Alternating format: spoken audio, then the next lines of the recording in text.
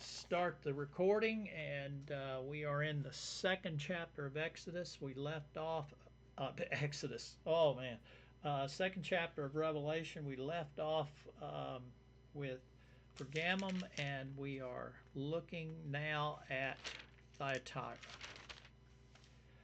So, Thyatira, city with an odd name. this is uh, this is a very um, This. Oh, first, do we have any questions from last week? Any questions, or not only last week, but any questions you've run into at all? At all? Okay. I do, but I'd rather wait till the end. Well, now you know sometimes we get going and the end kind of hits us. So you want to take that chance or Yes. okay? All right. Now I you've want got I want to get going on this first. all right. You got it written down though. Yeah. All right. Okay. So, City of Thyatira. Remember, we're in this. We're all. This is not a big area that we're talking about here. When we're, modern people, they think of these kind of things. They think in terms of, Russia and the Midwest. But these are not. These cities are not that far apart. So we're talking about a relatively small area here in the Middle East. Thyatira was a very trade oriented city. They had um, a lot of trade guilds around the city, and because it was so trade oriented in in this city, the trade guilds had a lot of power in this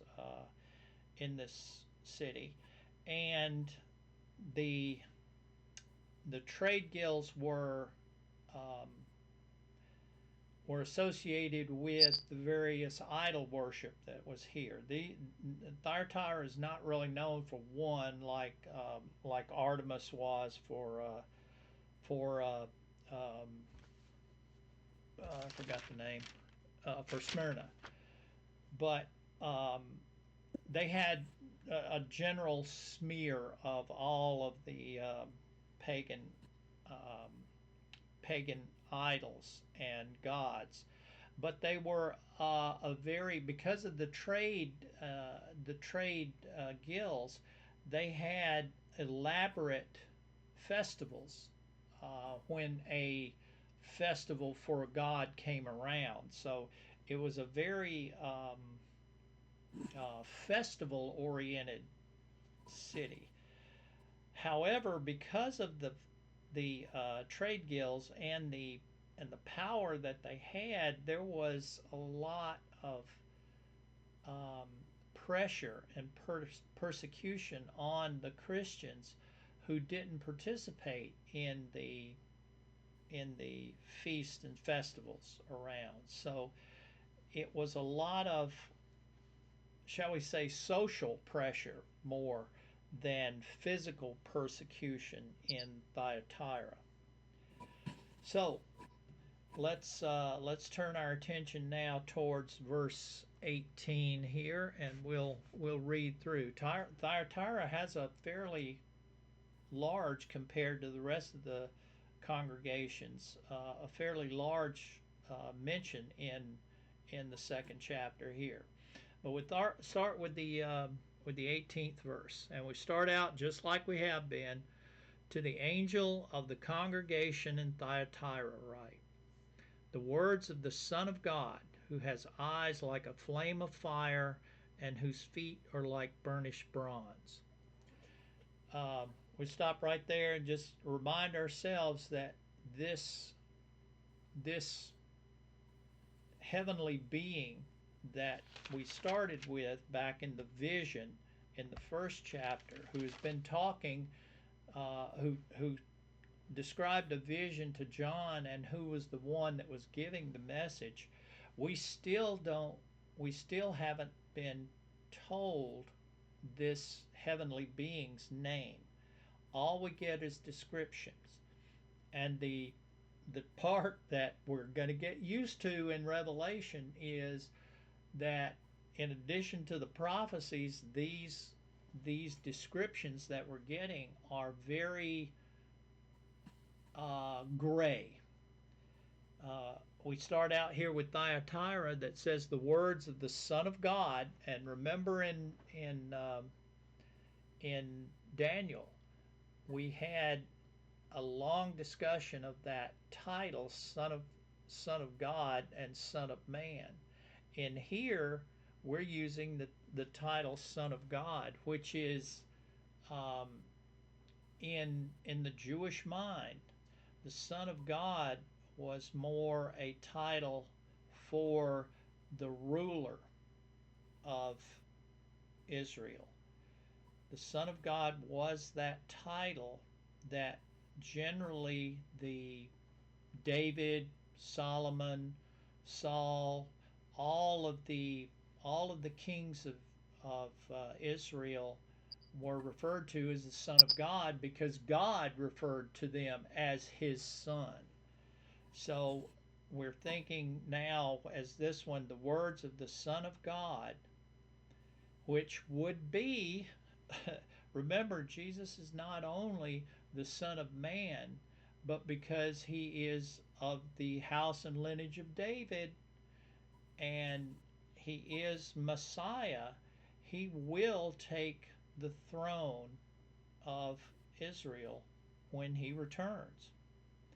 But we turn right back around, and who has eyes like flame of fire and whose feet are like burnished bronze. That is copy paste right out of the Old Testament descriptions of Ezekiel and Isaiah seeing the throne room and God the Father sitting on the throne. So we're still getting um, a description of both Jesus, God the Son, and Jesus, God the Father.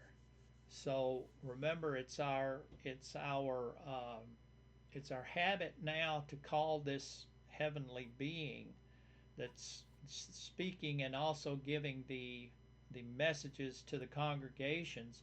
It's our habit to call Him God, not saying God the Father or God the Son, but God as in the three persons.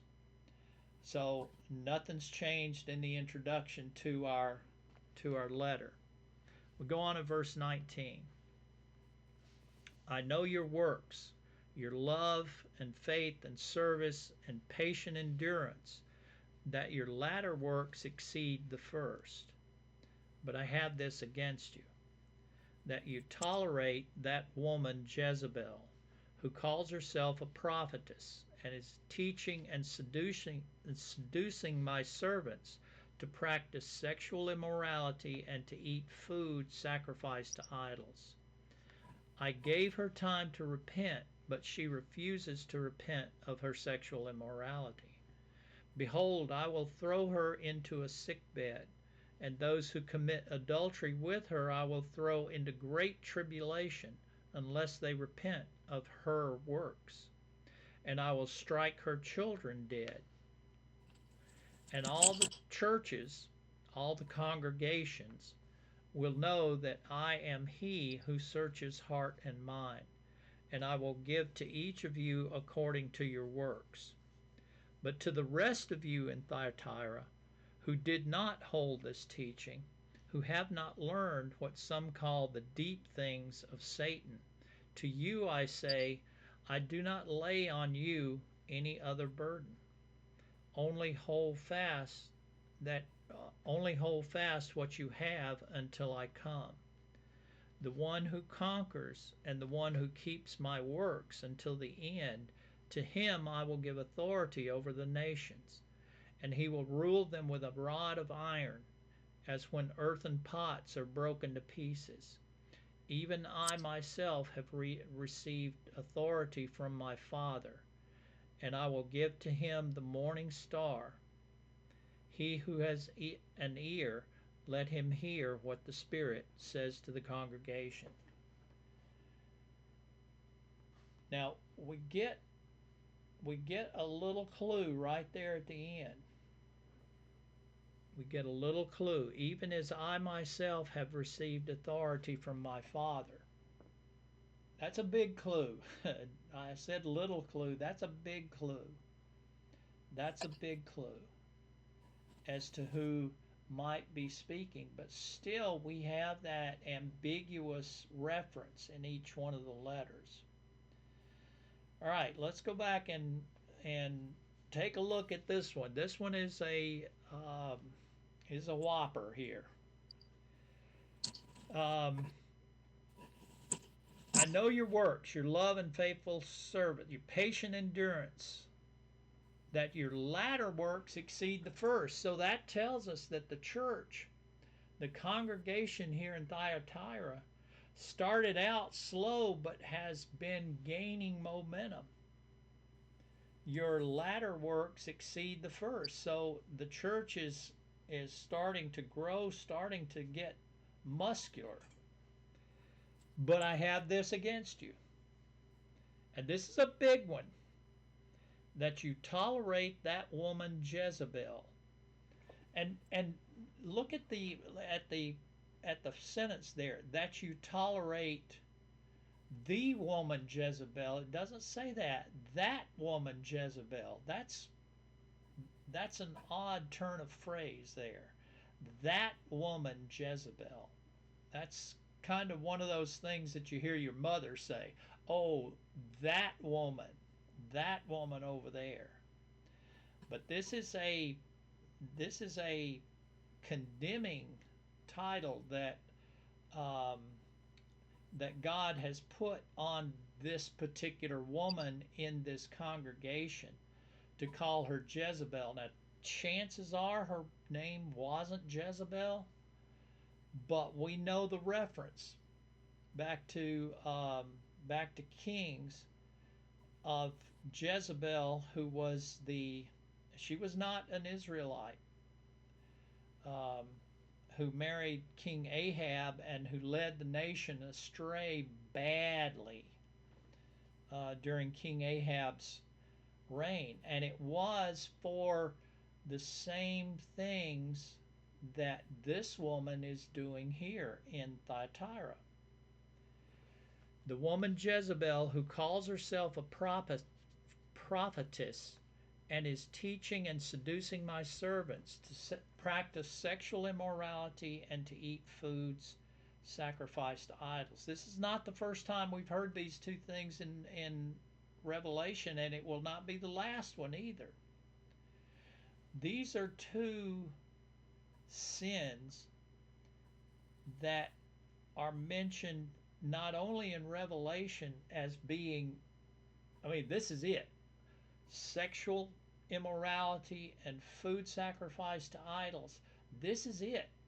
This is the big two in Revelation. And if we look backwards into the New Testament, we're reminded over and over again about foods sacrificed to idols in Acts, and then especially in Corinthians, Paul talks about food over and over again in terms of food that was sacrificed to idols. And remember, last week we were talking about how this is a very seductive sin here. This is one of those that the deceiver really likes to say, did God really say? This is one of those sins that he uses really well with that particular phrase. Did God really say? And then it brings that awkward issue of food back to the forefront. This is one of those things that is just it's a thorn in our side. Eating kosher. I was just looking this up online. Yeah. It says that the Thyatira was a trade center. It had a lot of trade guilds there. And one of the things they like to do is, because they were originally pagan, most for the most part, Mm-hmm. they still had pagan rights for their guilds. Kind of Yep. makes me remember about some of the guilds and secret societies we got today. Yep. But nonetheless, Jezebel might have been a real person, but not named Jezebel, but they call her Jezebel because she might have been a part of those guilds that was requiring such things. Right. And doesn't that sound right? That sounds real.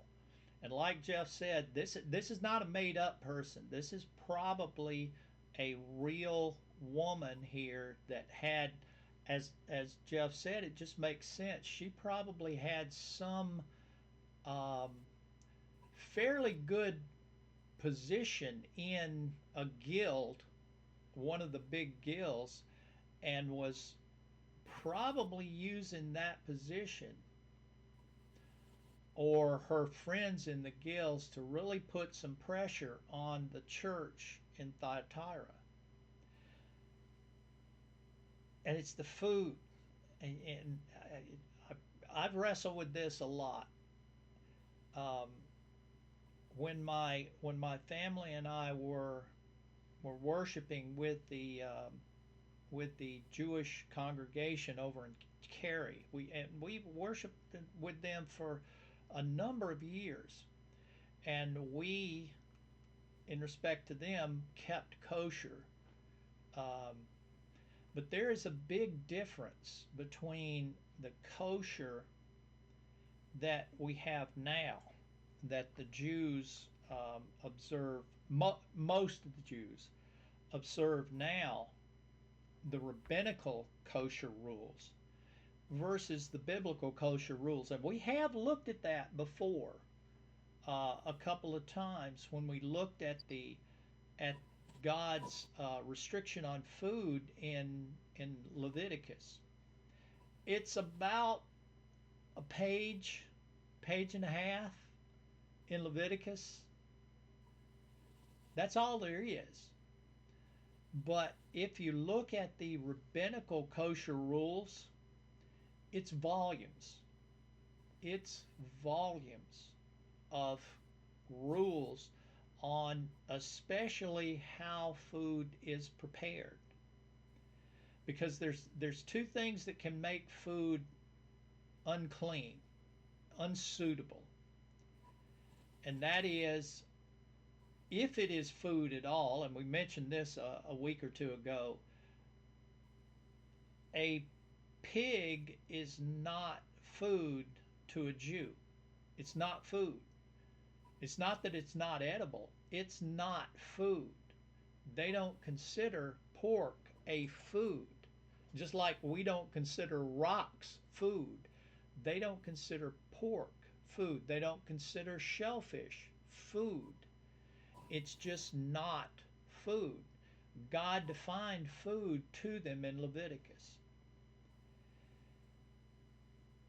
So it can be not food, which is not edible, so you just don't eat it, or in the preparation. And the preparation is the key here. They Food sacrificed to idols is not clean food, whether it's edible or not. A a a bull that is offered to Jove, Jupiter, is not food anymore. It's unclean. It cannot be eaten by a Jew. And that was the big thing here, because most, just like in Smyrna, most of the market where you go to buy meat, most of that meat, the butchering process in these cities, and especially Thyatira with all the guilds, because they had a butcher's guild, most of the butchering practice was part of a pagan ritual. They sacrificed the animal ritually to X god, and then X god got whatever portion they get, and the butcher got the rest of it to sell in the market. So in Thyatira, as in the other cities, if you were buying meat in the market, chances are it was not edible. It had been sacrificed to an idol. That also goes to the vegetables that they had, the grains. Uh, a lot And of those in the. Yep, go ahead. well, there is a people group in the country of Georgia that still does that. There's a That's people group. They're pagans, but they're yeah, pagan, but they're also Catholic at the same time. But they sure yeah. do. That line gets blurred a lot. Mm-hmm. Um, and remember the sacrifice, and it's not that the pagans went one way and decided to do something, and the Jews copied it. It's the other way around. The sacrifice of animals to God was from the beginning. That when God gave Adam and Eve clothes to wear, that was a sacrificed animal that was that donated its skin so that Adam and Eve could cover their nakedness before the Most High God. That was a sacrifice. And God continued that sacrifice on now because they needed it. So people had been sacrificing to, starting out, the Most High God, had been sacrificing animals to the Most High God even though they didn't eat the animal, because God had a prohibition against eating animals in the beginning. Now, I'll guarantee you Cain and his bunch probably forgot about that pretty quick, because it was Cain and the sacrifice of Abel's animal that got Cain in trouble. So I'm pretty sure that Cain and his group went ahead and started eating animals pretty quickly. But the Seth line probably obeyed God's commandments to sacrifice animals. So, and that continued on, and the pagan gods. And if you come to Wednesday night, you're going to find out where those pagan gods came from. They we didn't make them up. The pagan gods are copying the Most High God for their worshipers. So they're demanding sacrifices from their worshipers just like God did. So sharing a meal, a sacrificed animal, is a shared meal between a God and their followers. Whether it's the Most High God or a pagan God, we share a meal. We do it now symbolically at communion, but we symbolically share a meal with God. The Last Supper, the ritual at Pentecost, not Pentecost. Um, I'm just dealing with it now. Um, Passover. The meal at Passover is a sacrificial meal where we the Jews remember the Exodus from Egypt, but that is a sacrifice because that lamb was sacrificed to God. And we share that meal with God to show that we are His followers and He is our God. Same thing's going on with the pagans. And that's why Paul was so bent out of shape with anybody having anything to do with meat sacrificed or any other food sacrificed to an idol, because you are sharing a meal with a pagan god. And whether, like we talked about last week, yeah, the god is wood, he's gold, he's silver, he's got no voice, he can't move, but there is something behind that idol that is ultimately evil and ultimately dangerous to be sharing a meal with. And that's why God was so bent out of shape, and Paul was so bent out of shape with his people sharing a meal with that idol. So it is a brutal sin to share a meal with, and we need to be careful. We need to be careful. Most of our meat, it's shared with the government. They got the government stamp of a seal on, stamp of approval on it, USDA Prime. So our meat pretty much comes from a secular source. However, there are a lot of halal um, grocery stores showing up. There's one right down the road on Tryon. I think there's one out towards Clayton that I've heard of. Um, I wouldn't I wouldn't trust that food sold in that grocery store. A halal grocery. A halal is the um, is the way that Muslims prepare their food, especially the meat. We've Just got two of them. yeah, the the the Muslims did just like the pagans did. The Muslims copied the Jews in having a very specific way to kill an animal and prepare it for them to eat.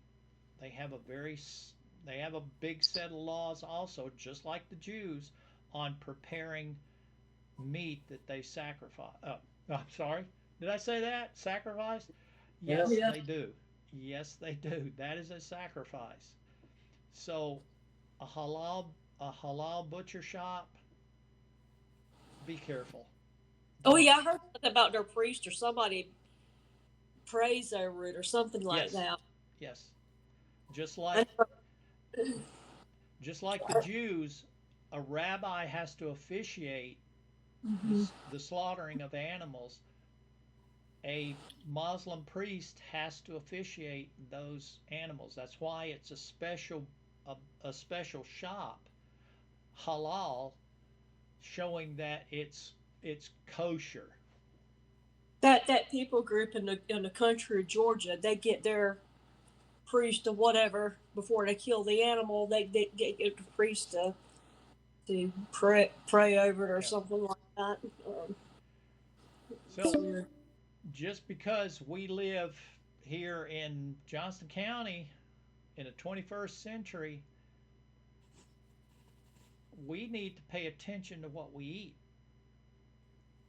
because you're seeing now there are two sins in Revelation that are front and center, high volume, number one and number two, and one of them is food sacrificed to idols, and we don't pay that much attention anymore. We have to. We have to, because that is a very dangerous thing to do. Very dangerous to our spiritual well-being.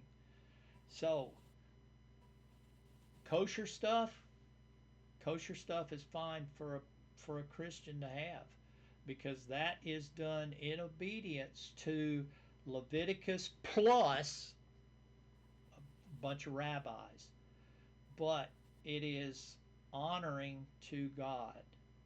So if you have any doubt, if it's a kosher piece of meat, it's fine. It's fine. The other one, sexual immorality, we're neck deep in it. We are neck deep in it. Food sacrificed to idols, it's not that it's not that big a thing now, but how easy would it be for some of the more liberal churches to want to honor their fellow travelers, Muslims, by having halal meat served at the church? I can't see that being too far down the line if it's not already done. So we need to start watching, because the times are darkening, and food sacrifice to idols and sexual immorality are going to be very, very big in the coming darkening times. So just let's all be aware of what we eat and what's going on around us in terms of sexual immorality, because we're all around it, and it's our church has slipped into being very permissive towards marriage and male female, I can't even say that anymore, people relationships. You can't even say male female relationships anymore. It's people versus people now. Things are so confused. We see that now. These guys in Thyatira were seeing it for real then. They were dealing with this kind of stuff, and it's the same social pressure now that they were feeling back then too. Thyatira was not under the type of physical persecution that the other cities are, but it was social pressure that they were seeing. And it's because, like Jeff said, it's because of these guilds and the association of guilds with the pagan idols and gods that has got them all tangled up. So let us not drop our guard just thinking that, well, we don't have to worry about food sacrificed to idols. Well, we might have to be a little more careful with especially the Muslim influence that's starting to pervade everything that we do now. We better be careful. And of course, the sexual immorality since the 60s, we got nothing to say there. We got nothing to say. God had no words minced about the woman Jezebel. She was a false prophet, and he was going to deal with her starting with this letter. He was going to deal with her. He was going to put her in a sick bed. And he was going to deal with her children also, because apparently she had children. And he was going to deal with, pretty harshly, the people that were following her. So the time of reckoning is coming for her and her people. Strike her children dead, and all the churches will know that I am he who searches heart and mind. Restitution is coming quickly there. But to the rest of you, God says, keep going how you're going. and we look at the last part of that, and we're getting close to the end. We look at the last part of this. Verse 25, only hold fast to what you have until I come. The one who conquers and who keeps my works until the end, to him I give authority over the nations, and he will rule them with a rod of iron, as when earthen pots are broken into pieces. Stopping there.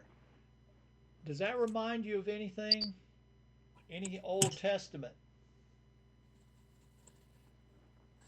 I give authority over the nations, and he will rule them with a rod of iron, as with earthen pots are broken into pieces. Remember, we said that John was not a academic. He could not quote scripture like Paul did. Paul memorized virtually the entire Torah and the Tanakh. He had everything memorized. John not so much. John was a fisherman. But John used illusions. He used paraphrase to refer us. I will rule the nations, a rod of iron and earthen vessels being shattered. What does that remind you of in the Old Testament? Can you think of where that would have taken a Jew? Maybe Gideon? No? Okay. Oh, it could, but I'm thinking of a more specific reference. It's in the Psalms. In fact, it's right at the beginning, the second Psalm. And everybody's saying, oh, yeah. Why do the nations rage and the people plot in vain? The kings of the earth set themselves, and the rulers take counsel together against God and against the Lord and against his anointed, saying, let us burst their bonds asunder and cast away their cords from us. He who sits in the heavens laughs, and the Lord holds them in derision. Then he will speak to them in his wrath, and terrifying them in his fury, saying, as for me, I have set my king on Zion, my holy hill. I tell of the decree, the Lord said to me, you are my son today, and I have begotten you. Ask of me, and I will make the nations your heritage, and the ends of the earth your possessions.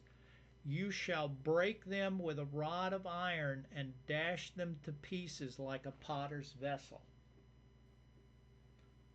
That's what John was referring to. And everybody sitting here right there knows that that second psalm is a direct reference to Messiah, a direct reference to Jesus. Direct reference. And there it is right there that John is referring to. John via God is referring to is, I will give authority over the nations. But listen to what he says. He's giving authority over the nations to who? The one who conquers and who keeps my works until the end. To him I will give authority over the nations, and he will rule them with a rod of iron. Wait a minute. Didn't Psalm 2 say that Jesus was given authority over the nations, and he will rule them with a rod of iron? Yeah, but Jesus, when he prayed in John's gospel, he said that he would be one with the Father, even as he would want us to be one with the Father. That we'll be all one and the same. Mm-hmm. We will be all one and the same, and we will rule over the nations.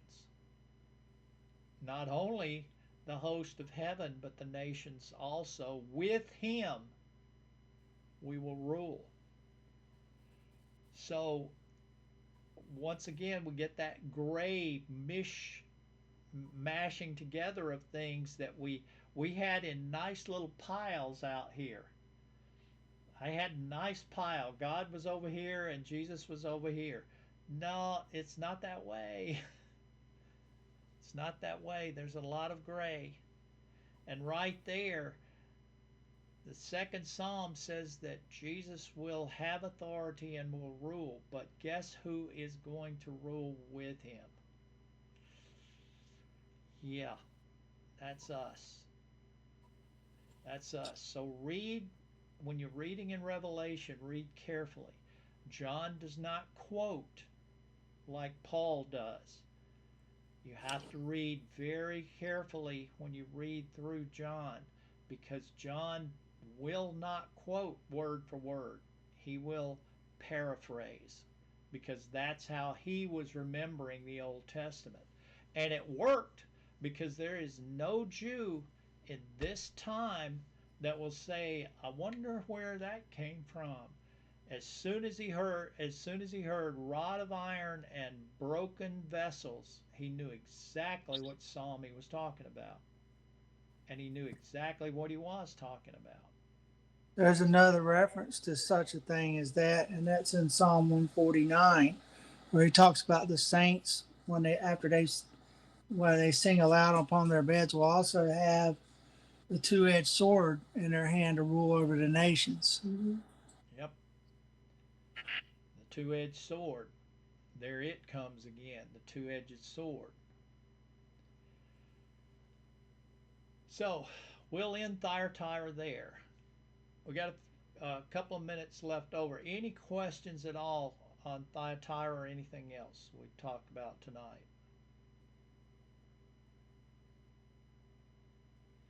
I am going to try and get through more than one city next week.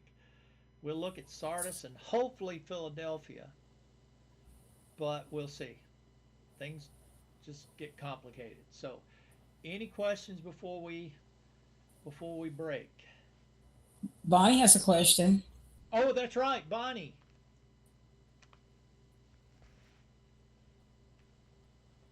Uh-oh. Bonnie. Uh-oh. Bonnie will have to ask her question next week unless she comes back. Or she might have dropped offline.